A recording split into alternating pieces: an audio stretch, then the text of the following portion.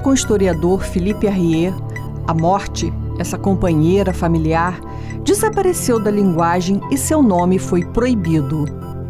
Os discursos e elogios fúnebres dos necrólogos quase que desapareceram. Momento doloroso da vida humana, a morte tem suas peculiaridades ao longo da história.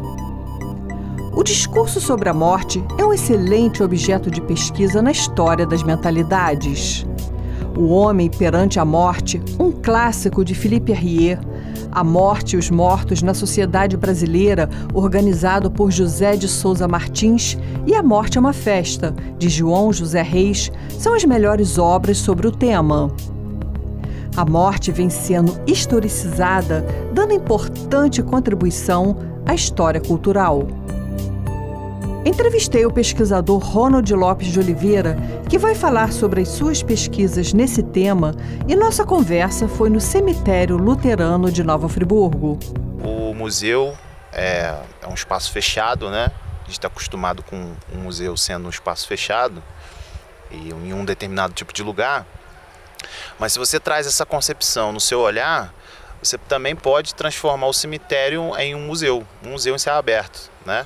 Então essa mudança de olhar, ela é importante, que aí agora a gente passa a enxergar o cemitério não como um lugar de temor, de medo, de susto, né?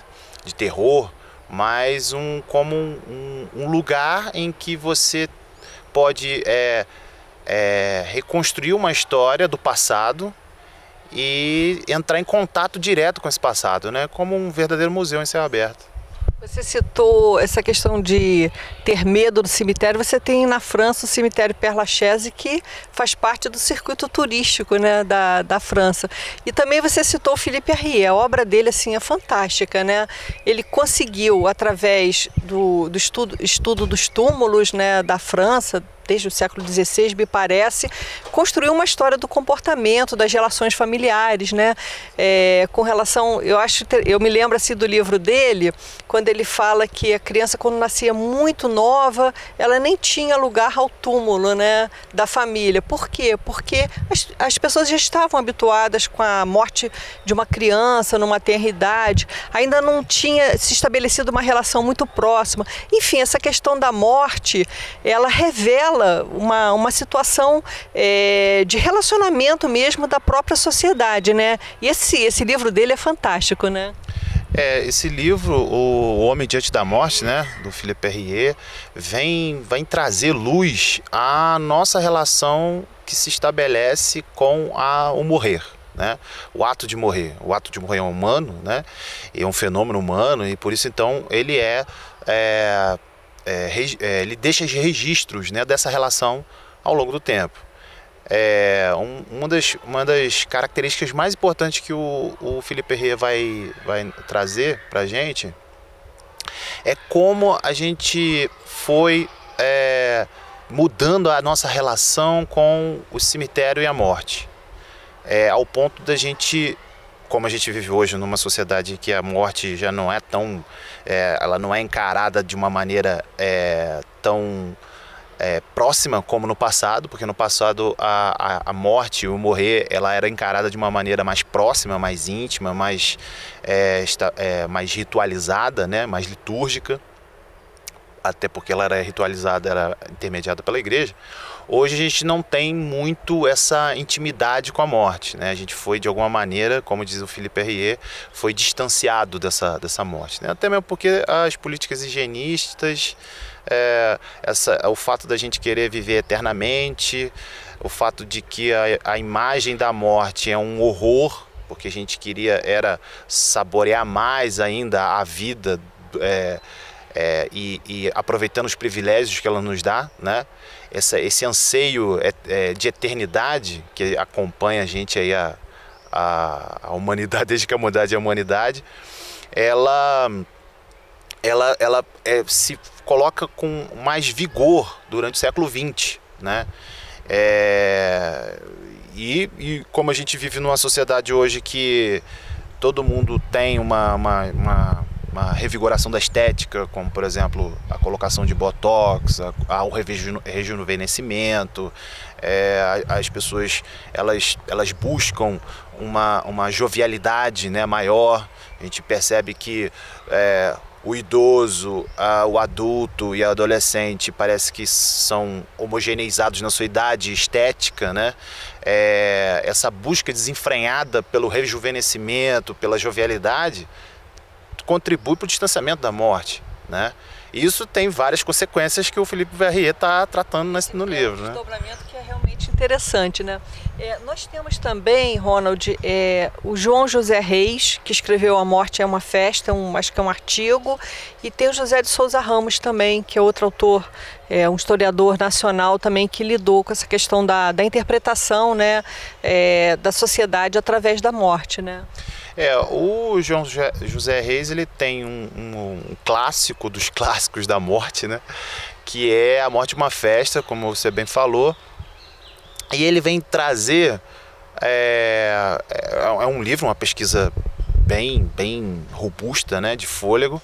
E ele vem trazer um olhar sobre a morte baseado em conflitos. Então ele vai estudar um conflito que houve na Bahia, né? Na região do Campo Santo, no cemitério de Campo Santo, que é a Revolta da Cemiteirada, de 1828. O que acontece nessa revolta? Por inúmeros processos, o Estado Imperial ele acaba vendendo um terreno para construir o primeiro cemitério, porque até então as pessoas eram enterradas nas igrejas, né? Isso era um costume fúnebre, isso era um hábito das pessoas enterrarem seus entes queridos dentro das igrejas, né? E aí vai se construir então o primeiro cemitério, só que isso intermediado pelo Estado e, digamos assim, pelas empreiteiras da época, né? Para um jogo político que convergiu interesses comuns para construir esse cemitério. Fato é que após a construção desse cemitério, 2 dias depois, a população ela se ajunta, se coloca num motim, né? Tanto pessoas pobres como pessoas ricas também vão se amotinar, vão se juntar para destruir esse cemitério. Então eles vão invadir esse cemitério, até há policiais que participam dessa revolta, né? Eles vão se juntar, vão entrar dentro do cemitério, vão destruir o cemitério todo e vão embora. Detalhe que esse cemitério ele foi construído com luxuosidade, né? Com requinte de pomposidade, né? Você tinha lá mármores Carrara, você tinha túmulos caríssimos, só que os registros dizem que a população não levou um prego, não levou uma peça daquela, destruíram tudo e tudo ficou ali. Isso causou um mal-estar tremendo entre o Estado, liderado ali dentro da sua ótica de interesse com as empreiteiras da época, e em relação à população, né, de um modo geral. Até policiais participaram, alguns juízes também participaram do motim, né? Isso causou um mal-estar muito grande, ao ponto de um cemitério no mesmo lugar ser construído só depois de 50 anos, passou uma geração quase, para poder construir um cemitério ali. E tem várias outras querelas, isso vai repercutir no império todo, enfim, né? Vai ser uma época de transformações, né?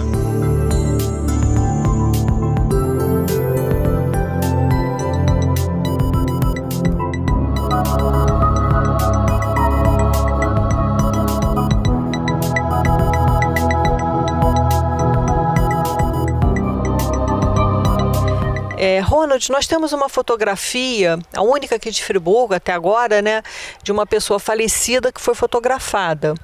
E também a gente sabe que a elite da época tinha por hábito, logo depois da morte, ainda tirar a última foto, até com os familiares, do ente falecido. Como é que você vê essa mentalidade da época? Como é que você explica isso? Assim, cada foto você vai ter ali uma leitura da relação que se estabelece a família com o morto. Mas geralmente você tem um padrão, você tinha uma arrumação do morto, você maquiava o morto, você pintava o morto, vestia ele a caráter, né?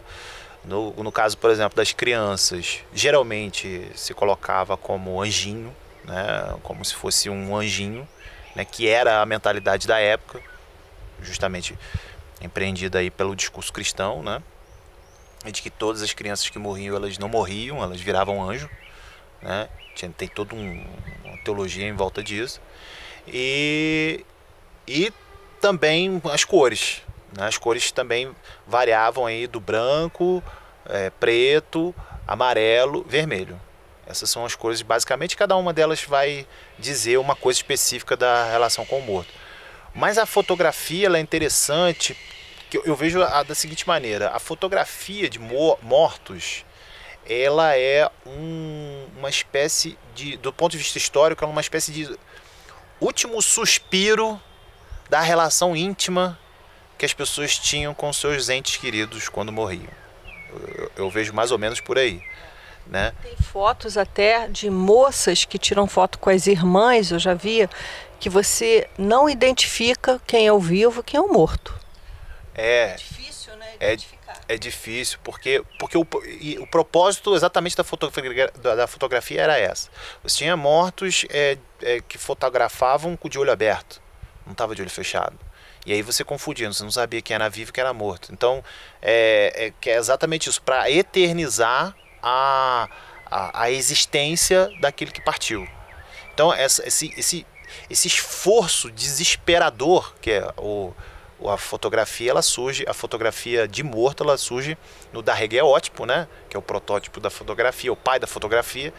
Isso aí é a partir de 1850, 60, e ela se intensifica, a fotografia se intensifica do morto a partir dos anos 80 e 90.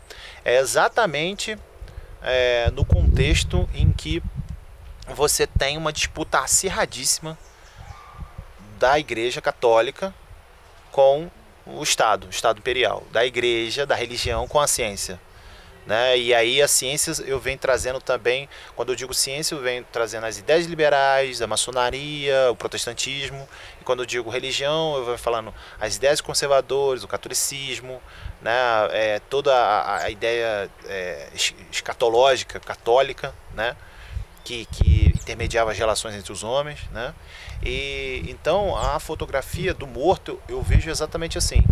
É uma tentativa desesperadora de tentar segurar o máximo possível a relação íntima que se tinha entre os vivos e os mortos, né? Mediante esse contexto.